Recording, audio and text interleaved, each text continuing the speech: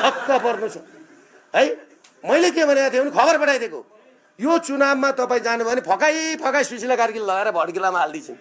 यसो गरेछन् क्या केपी ओली गएपछि नि, हेत्तेरिका ओलीजी तपाईँलाई थाहा नै छैन, भित्र कफी सफी मगाएर यी त सबै सिआइएका एजेन्ट अनि रवि बालेनले कहाँ तिर्छन् यिनीहरू फेसबुकमा यसो तपाईँको सङ्गठन त 100 सिट पुलिस र आर्मी इन्टिल। अब प्रचण्डलाई फेरि उचाल्दैछन्, तपाईँको त 50 सिट, तपाईँ नै हो प्रधानमन्त्री, अब उसलाई पुग्यो यति भएपछि।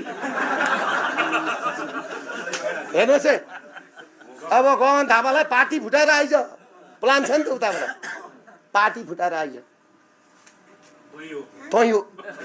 ऊ पनि गयो कसिएर प्रधानमन्त्री हुनलाई कुर्ता सुरुवाल त कति सिलाएछ।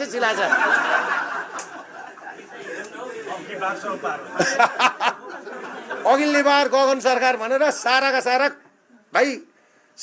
कुर्ता सुरुवाल कति सिलाएको त मधेसमा यता गयो गाम्चा बेरेको छ, उता गयो गाम्चा बेरेको छ, नमपच्छिले पिङ्का 100 झड्का भने जस्तो नि। मलाई थाहा थियो क्या सबै, म चाहिँ हिरासतमा बसिरहेको थिएँ, मलाई पक्रेर लान्छ भन्दै पनि थाहा थियो। आयो लग्यो, मलाई त के भयो रमाइलो भयो। अब अहिले फेरि कहिले पक्रेर लान्छ अर्को रमाइलै हुन्छ, मलाई त फरकै पर्दैन। अनि मैले केपी ओलीलाई के भनेको थिएँ नि, खबर पठाइदिएको थियो, तपाईँ यो चुनावमा बरु नउठ्नुहोस्, उठेर नहार्नुहोस्। कहिले उठेर हार्नुभन्दा बरु नउठेर पनि